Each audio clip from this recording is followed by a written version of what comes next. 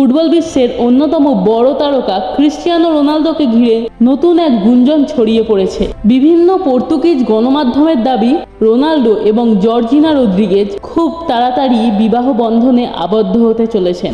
গুঞ্জন রয়েছে পর্তুগালের ঐতিহাসিক কিন্তা দা রেগালেইরা প্রাসাদেই হতে পারে এই বিশেষ আয়োজন। যদি সত্যিই এমনটা হয়, তাহলে এটি শুধু ফুটবল বিশ্বের নয়, বরং পুরো বিশ্বের অন্যতম আলোচিত অনুষ্ঠান হয়ে উঠতে পারে। অনুষ্ঠানে খেলাধুলা, বিনোদন এবং বিভিন্ন অঙ্গনের অনেক পরিচিত মুখ উপস্থিত থাকতে পারেন বলেও আলোচনা চলছে।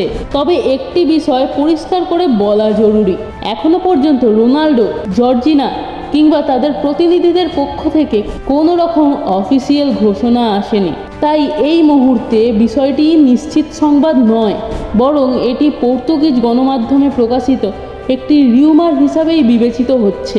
রোনালদো ও জর্জিনা দীর্ঘদিন ধরেই একসঙ্গে রয়েছেন।